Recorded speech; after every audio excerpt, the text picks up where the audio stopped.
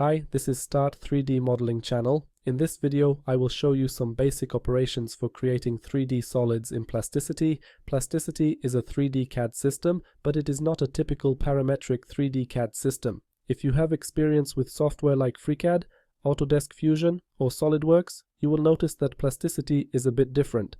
However, the fact that it is not a typical CAD system can be an advantage in many cases, especially for beginner users. For those who are not closely associated with the industry, not tightly linked to 3D CAD systems, and simply want to start creating their own 3D models independently without spending too much time learning, Plasticity can be a great software for 3D modeling that allows you to quickly and easily start creating your own 3D models. At first glance, working with Plasticity might seem complicated and unintuitive.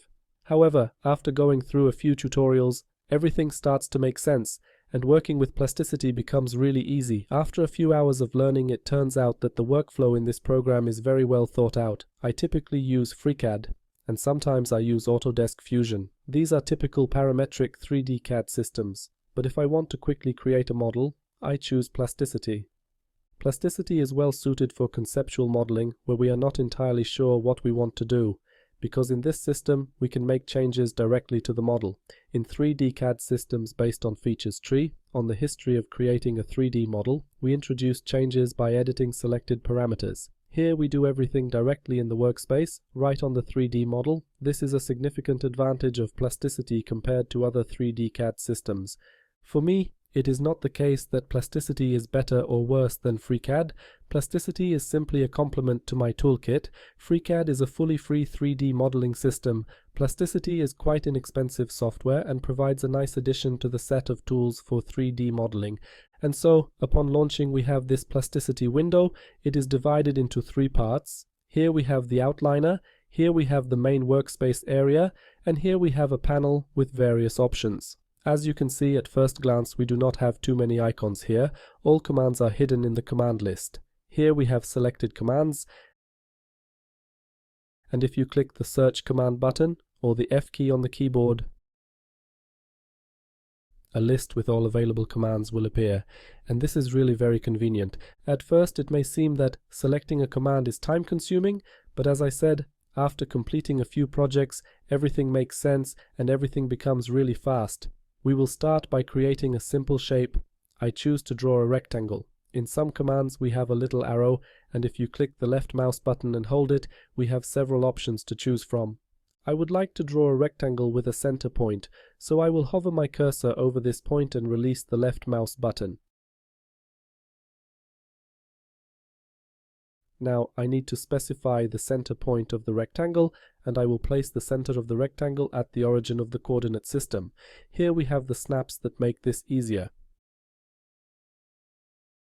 The snaps are controlled by the snapping and object snaps options. We can enable snapping to specific points, whether it's the grid and coordinate system or to geometry. I have these snaps enabled. It's usually very handy, and I click the left mouse button here to place the center of the rectangle.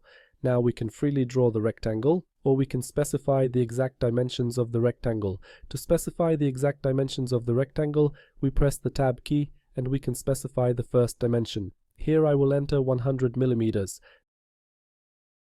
Now, to specify the second dimension, I press the Tab key again and enter 70 millimeters, and I press Enter. Next, I will draw a circle in a similar way. I choose to draw a circle, specify the center of the circle, and press the Tab key to set the diameter of the circle. I enter 30 millimeters as the diameter of the circle and press Enter. Here we have geometries. We have a rectangle, a circle, and as you can see, I can select both the edge of the rectangle, the edge of the circle, as well as the area defined by these geometries. When it comes to selecting geometry in Plasticity, we have 4 geometry selection modes here. We can enable point selection. Then we have edge selection, followed by face and plane selection. And finally, we have solid selection. For these modes, we can activate them by pressing the corresponding keys on the keyboard. The point selection mode is activated with the 1 key. the edge selection mode with the 2 key, the face selection mode with the 3 key, and the solid selection mode with the 4 key. If you press the 5 key, all modes will be activated. Now I will switch to vertex selection, and I would like to add fillets to the corners of this rectangle. We will do this by holding the Shift key to select 4 points,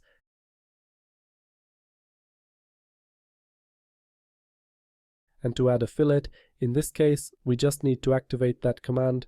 We can activate this command by pressing the B key on the keyboard, but before I do that, I will press the F key to activate the command list, and here we have the suggested command.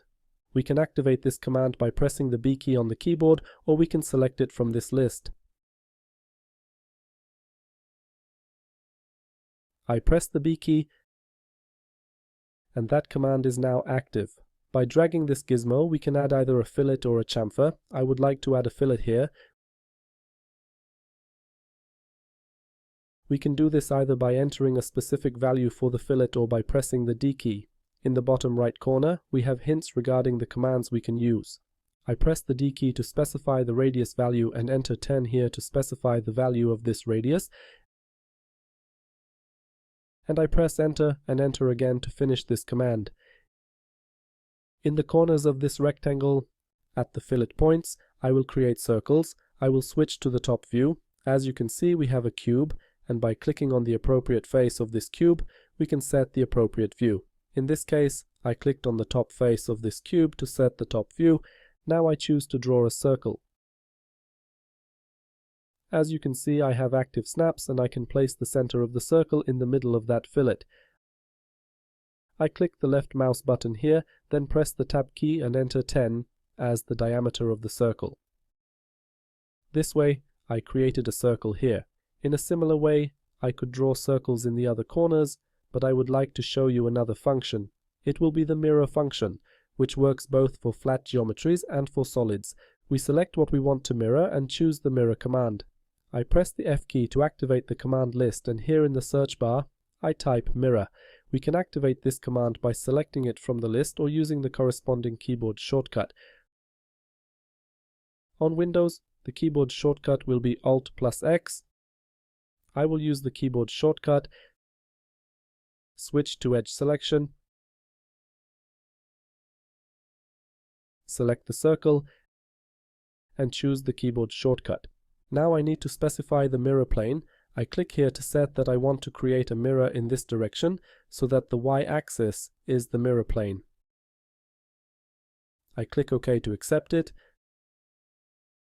Next, I hold the Shift key and select the 2 circles, reactivate the mirror command, press Alt plus X, and now click here to specify a mirror in this direction so that the x-axis is the mirror plane, and click OK. Now I close the construction plane view,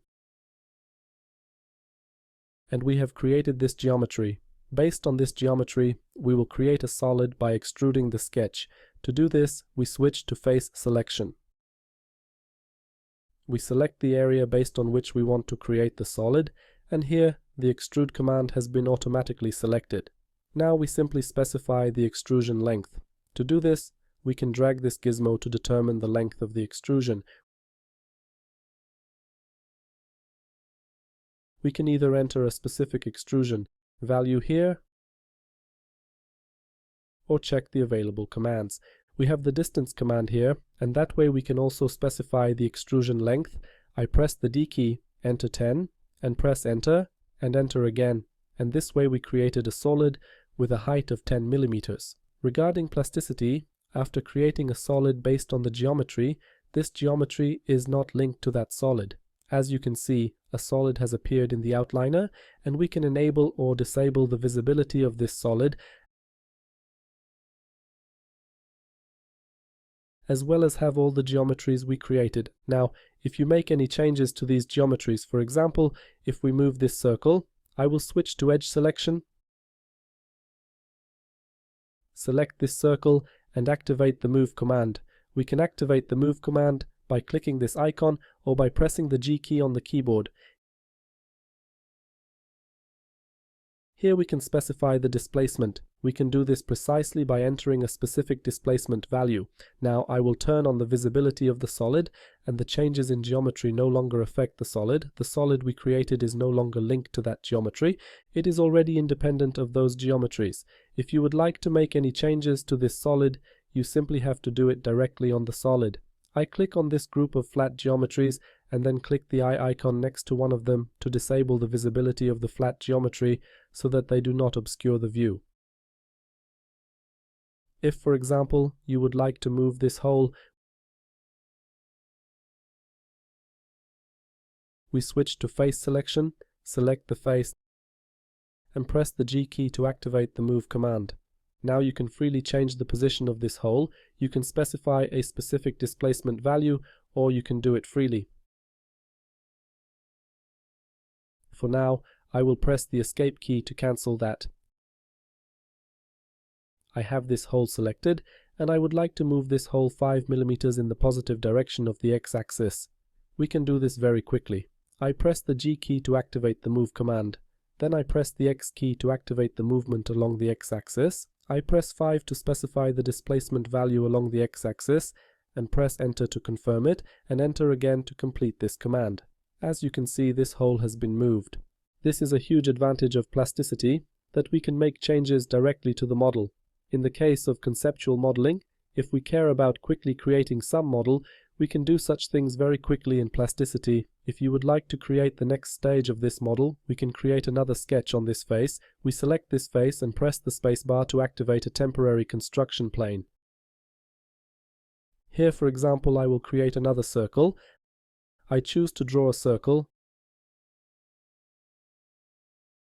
and I would like to place the center of that circle in the middle of this circle. Here I have an active snap. I click here, and then press Tab and enter 40 mm as the diameter of the circle, and press Enter. Now I close the temporary construction plane, and based on this circle, I can create, for example, a hole in this solid,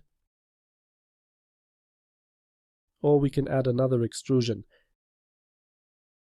Here in this case I will cover that hole, so for now I press Escape, and I will choose to draw a circle again. I will draw another circle such that the center of that circle is placed at this point.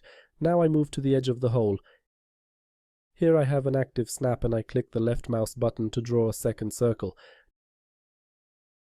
Now I have an area that is between these two circles, and I can add another extrusion here.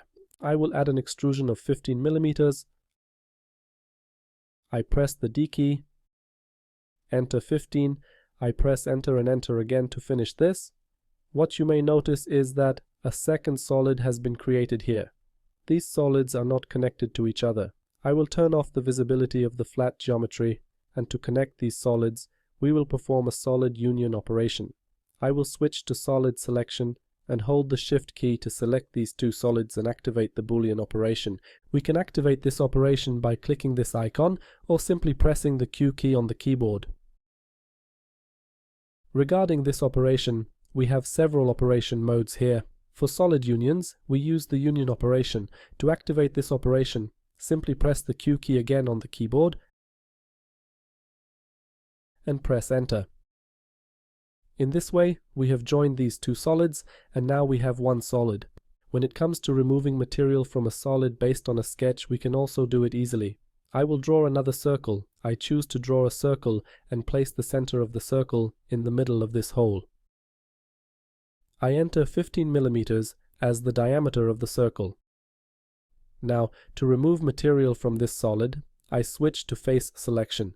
Select the area based on which I want to remove material, and now, when I drag down, another solid will be created here. I press the D key to specify the height of this solid. Here we specify the value in the negative direction because we are adding the solid down. So I enter -5 and press Enter and Enter again to finish. As you can see, another solid has been created here. I will turn off the visibility of the flat geometry. Now, to create a hole in this larger solid based on this smaller solid, we do this by switching to solid selection. First, we select the solid from which we want to subtract another solid. In this case, we first select the larger solid, then I hold Shift and select the smaller solid, activate the boolean operation, which means I press the Q key, and by default, the operation of subtracting solids is active, and we click OK. In this way, we created a hole in that solid. When it comes to creating holes, we can also do it during the extrude operation. I will create another circle and enter 15 millimeters as the diameter of the circle. Now I switch to face and area selection, select the area of this circle and drag this gizmo down. I specify a specific value, I press the D key and I enter -5. I press Enter to confirm. Before completing this operation, we can activate the difference operation. I press the W key and select the solid from which we want to remove this material. In this case, I click the left mouse button on this solid and click OK to confirm. In this way, we removed material from the solid directly during the extrude operation. Similarly, we can create another fragment of the solid so that it is connected to the previous solid. I will create another sketch. I will create a circle anywhere with an arbitrary diameter. If I select this circle and add another fragment of the solid and click OK, then here another solid has simply been created. I press Ctrl Z to undo that. And now, if you would like the next fragment of the solid to be connected to the previous fragment of the solid, we add an extrusion, and then we press the Q key and select the solid to which we want to attach this extrusion and click OK. Now that fragment of the solid is already connected to that solid, and it is one single solid. When it comes to basic operations for creating 3D solids, it is also worth discussing the operation of adding chamfers and fillets. Let's switch to edge selection.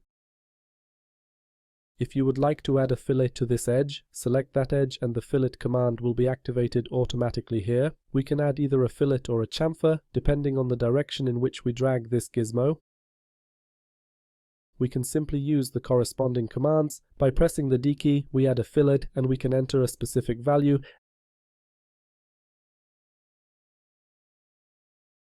And if we select the edge and press the C key, we add a chamfer and we can also enter a specific value. In this way, we add chamfers and fillets, and this is how we can create 3D solids in Plasticity. We will finish this video here. In this video, I wanted to make a brief introduction for beginners who are starting with Plasticity or who don't know this program and don't know what to expect from it. You see, we can create 3D solids in Plasticity in quite an easy and quick way. At the beginning, it is worth spending some time learning Plasticity. It is worth going through a few tutorials to get acquainted with the methodology of working in this program, and later you can start having fun and begin creating your own 3D models independently. We will end this here. Thank you for watching, and please subscribe to this channel.